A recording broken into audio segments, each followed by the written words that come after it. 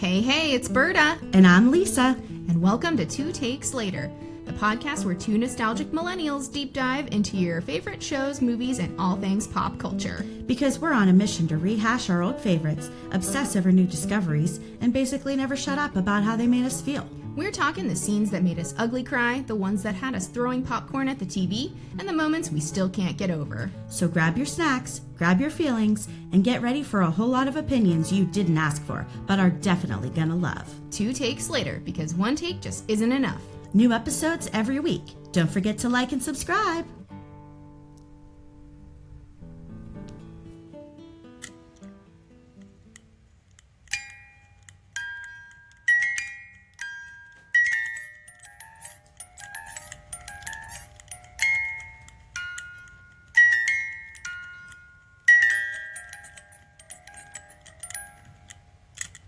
Hey, Berta. Hey, Lisa. How are ya?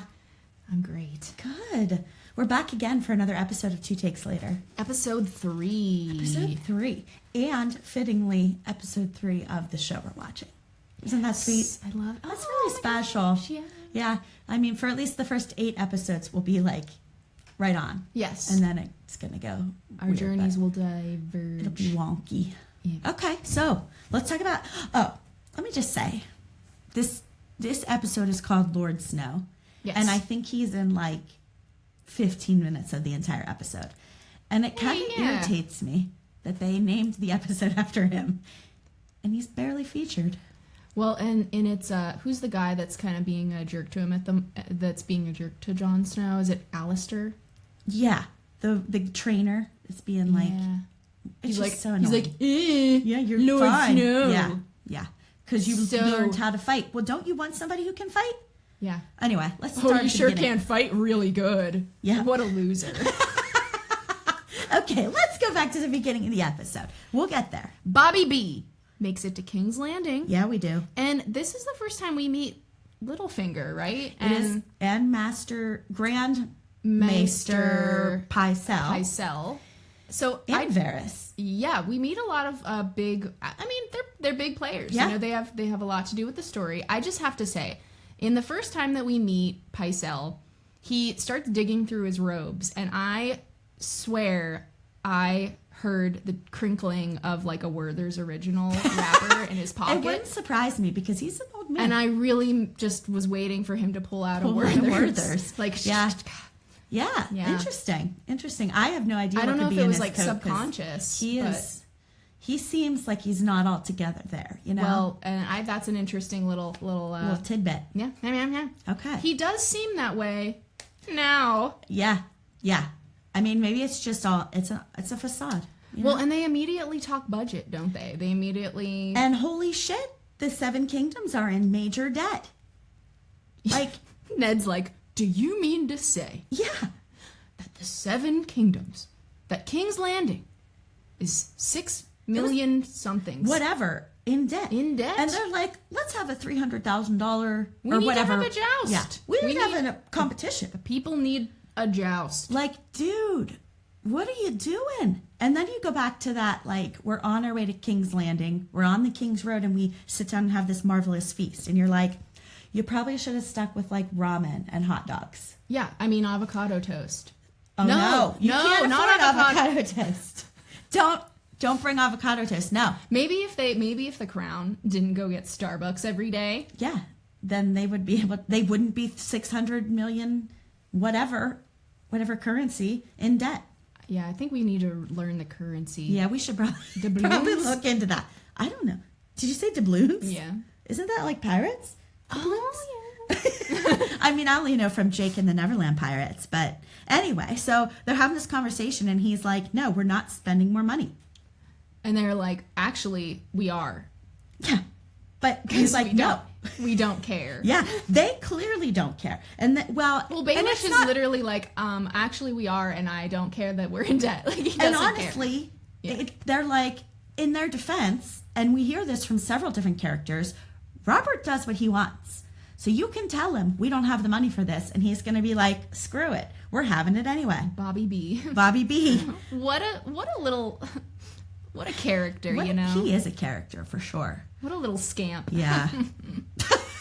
Okay, so the other thing that we find out in this very beginning is like there's some serious beef between Jamie and Ned. Yes, Like- they have a pretty how would we describe the conversation? It's tense. It's right? very tense. I mean, he walks in. Ned looks like he's weathered from the road, and he walks in, and Jamie's there looking fresh faced, right? Yep. And they're just there in front of the Iron Throne, having a convo. Yep. Apparently, the currency in Westeros is gold dragon coins. Yeah. Yeah. Right. All right. Whatever. Yeah. Sure. Okay. So anyway, so after the whole beginning, we have this little council meeting. Yes. Then we go to the room where Joffrey's being a little bitch about getting ointment on his bite. Yeah. And while he seems, now I do think he's hot-headed, and he's like, we need to make the North pay, and we'll take over their army. Like, he clearly is a power seeker, but Cersei reels him back in and is like, listen, you got to think about this. Like, she's the rational one. She's trying. Yeah. But she is such an enabler. She's like, listen, when you get married to Sansa, you can sleep with whoever you want. That's not something you should be telling your son. Like, I don't know, man. If your son's Joffrey and you've seen him, what he's turning into, I know. Maybe I don't know. you gotta like appease him and like maybe try. Maybe. I don't know. I mean, it's pretty. It's bad. It's bad. They're man. bad. Yeah. Yeah. Okay, so then we talk about, so we're still at King's Landing, and the Stark girls are with Ned. Yes. And they're eating, and Arya's angry. She hates Joffrey. She hates Sansa. She's like stabbing the table, Yep. right? Yep. And then Sansa's being kind of dumb. I hate to say it, but she's being a little bit annoying. Yeah, Ned tries to bring her something. He doesn't know how She's to like, I haven't played apologize. with dolls since I was 8. Right? Yeah. Who cares? It's just a gift. Like, Yeah. what an asshole. Just Yeah, I know. accept it. Yeah. But I do get where she's I know. like, she's mad. Yeah. Whatever. It's tough. It's not great. It's Yeah. not a great situation. Yeah, it's not. Yeah. Well, What's then next? Ned goes in to talk to Arya, finds out that she has Needle. Right. And he is very supportive about it. And I love that. Yeah. I love that he is letting her pursue her dreams and I like it too. be who she is. And for good reason. I mean, it ends up being Real good. Yeah, for her. it does. Yes. Yeah. So then it flashes to Bran. The crow shows up in the window. Yeah. Real weird. Yeah. I love this part. The story from I the old love lady. it. Oh my gosh. I love that old lady. She's creepy too. Like they dressed her and everything She's so my well. fashion icon for this goodness. episode. Okay. I love her braids. I love her furs. I love her outfit. I love her vibe. She's spooky. She's the best. I love her. I wanna do that. I wanna tell. You want to tell scary stories Yes, to your to kids. children. Yeah, random children. Oh, Yeah. is this the story you want to hear? And he's like, Spiders. I thought for sure. An army of spiders, big as hounds. Is this the story you like? And he's like little lord? shaking, and he's like, yes. yeah. I know. Like 'cause he's kids like love into it. scary Yeah. stuff. Yeah. I loved scary stuff. I watched X-Files growing up. I loved it. I just read all R.L. Stein and Goosebumps. Fear Street and Yes. like all those. Yeah, man, we're millennials. Yeah. We love that. Yeah, we loved that scary stuff. It was love what it. kept us alive. I think so. Yeah. I think it gave us street smarts. It did. I love how you said that. Street smarts. Because you know what? Why? I've never had to run into a big spider, and I've never put on a weird mask, and I've never had plants growing up out of my basement. So maybe from that's that why. couple Yeah. I'll tell you this. This is completely I've unrelated to the never episode. been bitten by a vampire that lived across the street. Well, that's true. So you must have known what you were doing. But there was a book that I read, Christopher Pike, I think it was, who was the author.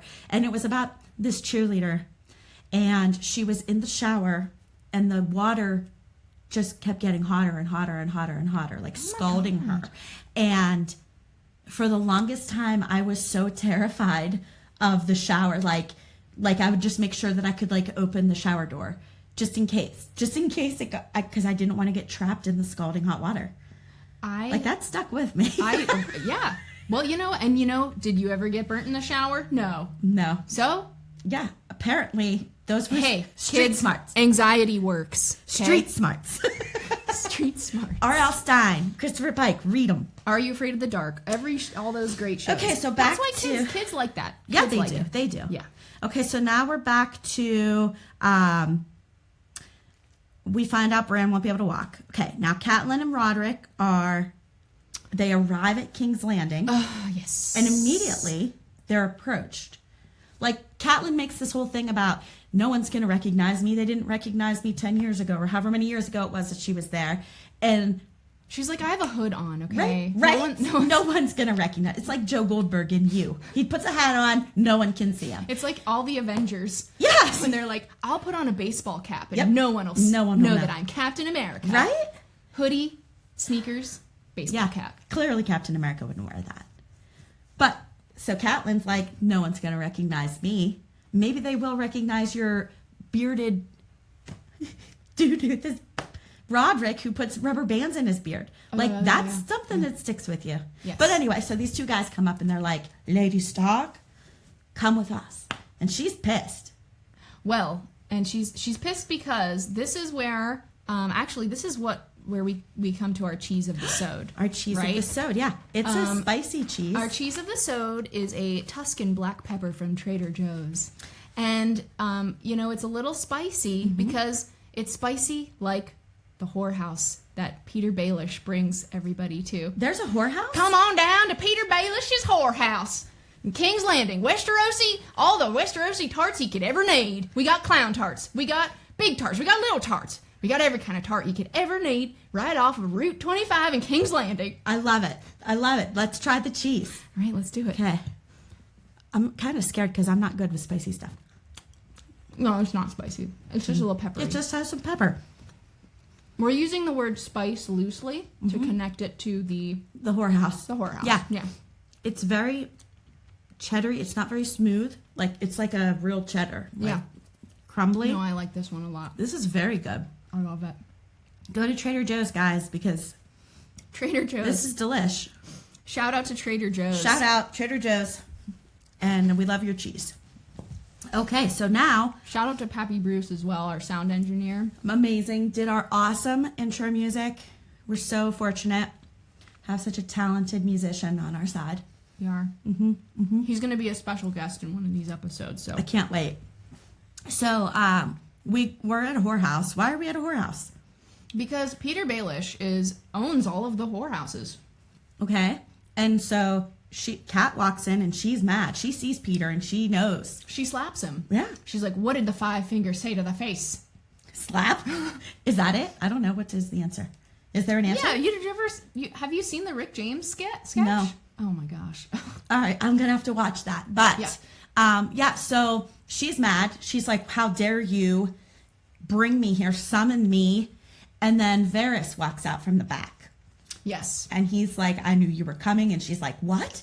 How did you know? You couldn't tell with my hood up who I was. And he was like, I got my little spiders. I know everyone. Yeah, he does. And he knows everything. He knows everything. And so they present this dagger to Varys and Peter. And they're like, this was on the guy who tried to kill Bran. Whose is it? Peter does like a really cool thing here. He goes, of course I know whose it is. It's mine. Well, the funny thing is he's like, what? I know something that Varys doesn't know? Yeah. Like, rubbing in his face. Finally, I know something that you don't. Yes. God, you sound just like him. Oh, my God. Okay, so then Kat's like, what do you mean it's yours? And he's like, well, I lost it to Tyrion. Until gave it to Lord Tyrion. Yeah. So now they're like, it was Tyrion. It was Tyrion Lannister. We're going to get him for it. Yeah. Okay. So then we, this is the note I made, called Lord Snow, but he doesn't even make an appearance until 22 minutes into the episode. Right? We're halfway through. We're halfway through. Like, what is... Okay, but anyway. So Jon is besting every opponent, every recruit. Yes. And dude's pissed about, like... Everyone's like, hey, look at me. Yeah. I'm Jon Snow. Yeah. Like... I'm a very talented fighter. You should be happy to have a good fighter. Yeah. You should be happy. Yeah. And who's up? Is it Mormont? Who's the guy that Tyrion's standing with watching and gives Tyrion? Well, there's Mormont, yes, right? Yes. Now, okay, so here's a little something. Okay. Jorah is his son. But how is that?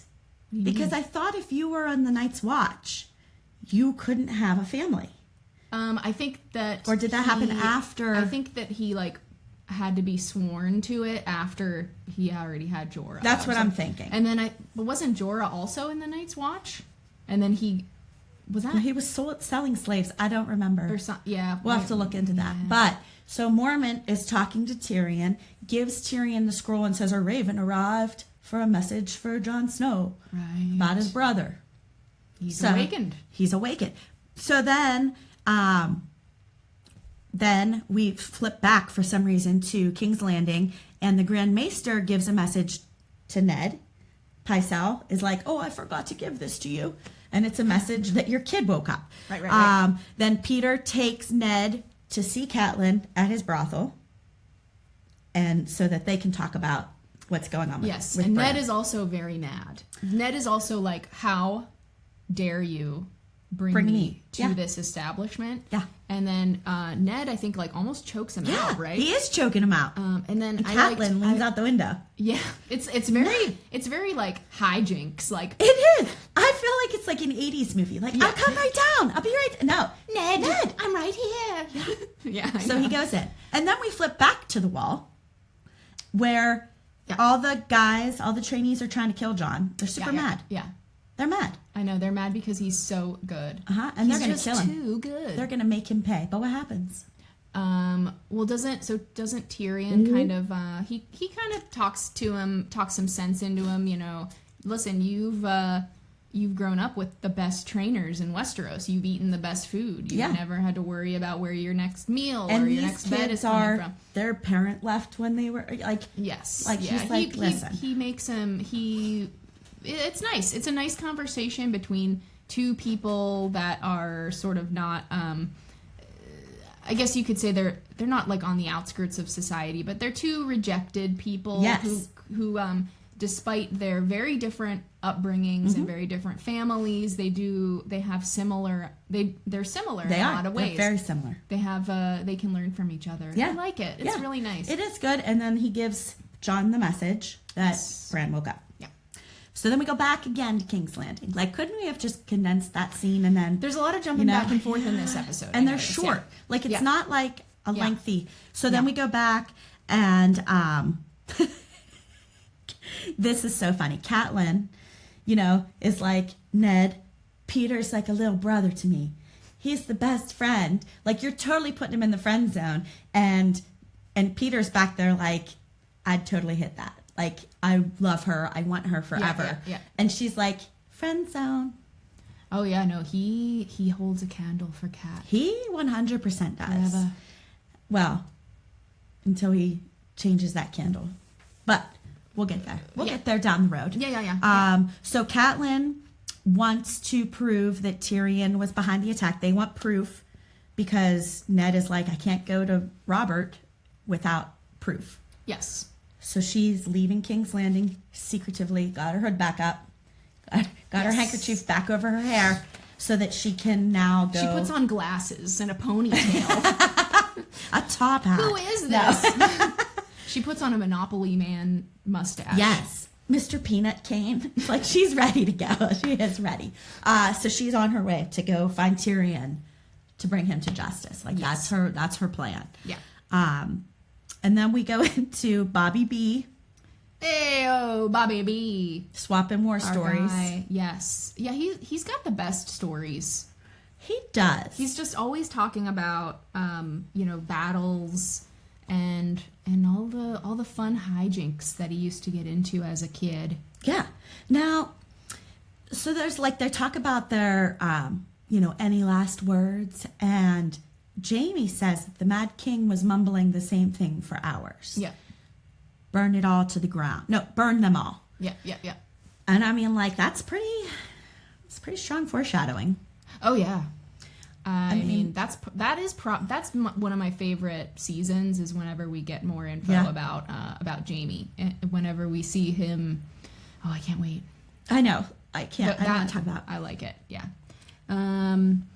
Yes. So what's next? Where are we at now? We go back to the Dothraki caravan, and Khaleesi is like, well, Dany, is like, tell them to stop.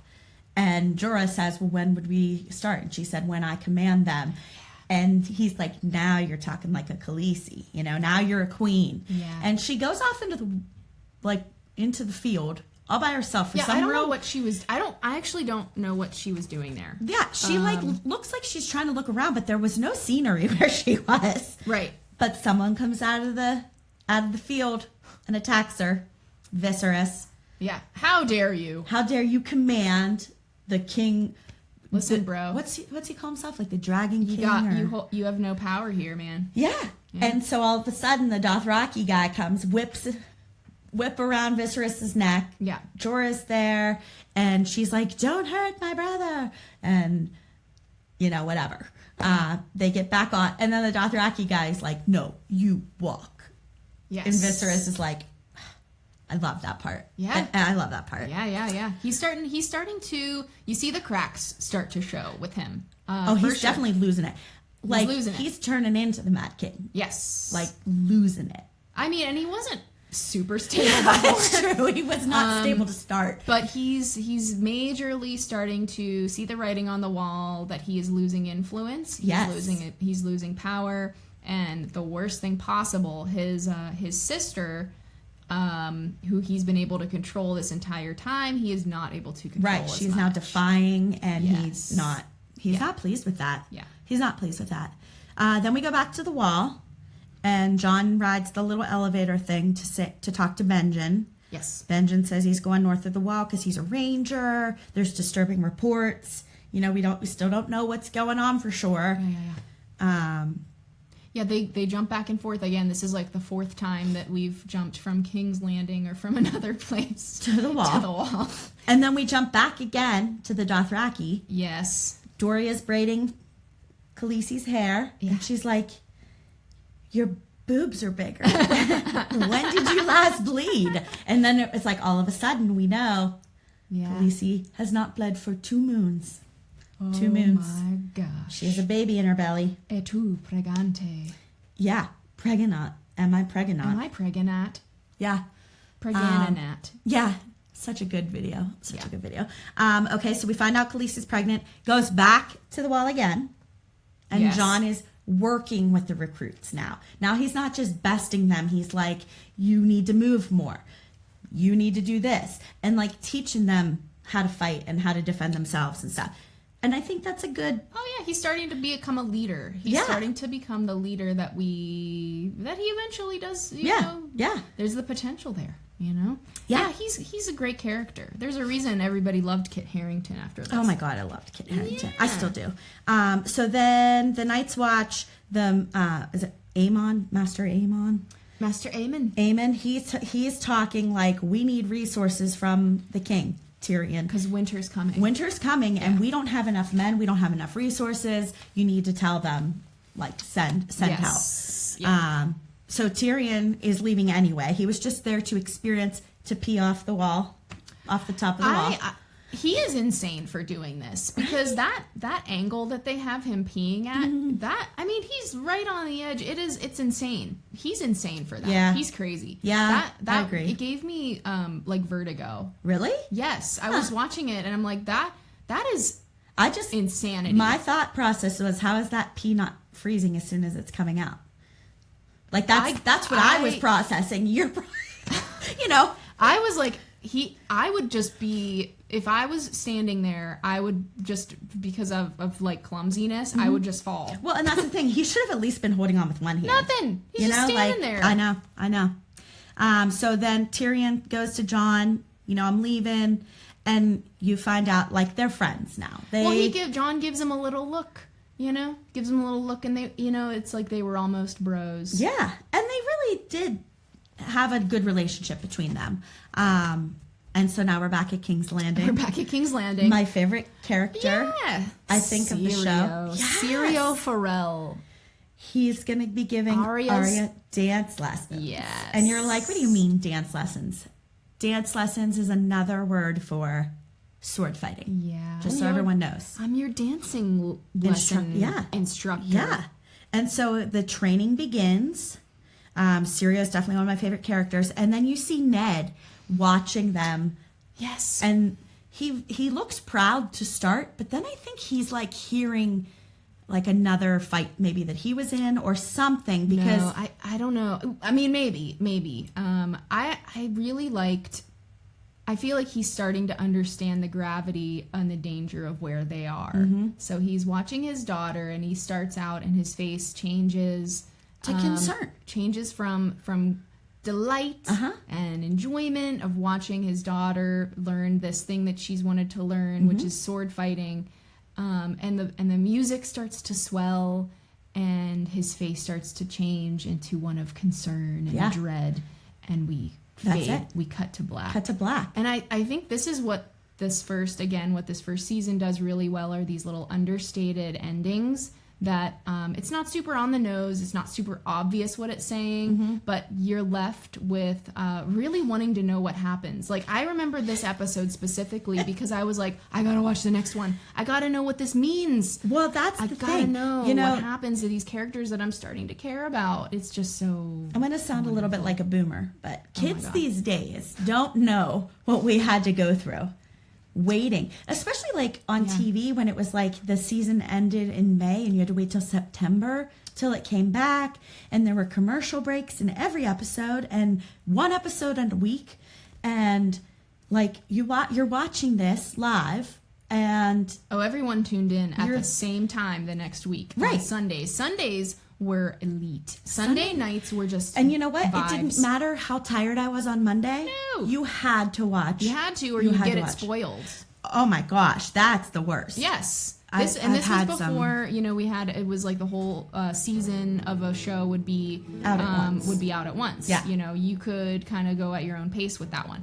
This is not. Yeah. This is not how it was. This was week by week. So this ended, and I just remember thinking, I just remember having so many questions and wondering where the season was going to go and what was going to happen. Yeah. And I feel like that's what this show was really cool about, having those little understated moments with the characters. Yeah. Well, thanks for joining us, guys. We'll be back next week with episode 4. And I can't wait to talk about it. Okay. Okay, thanks. Bye, guys. Bye.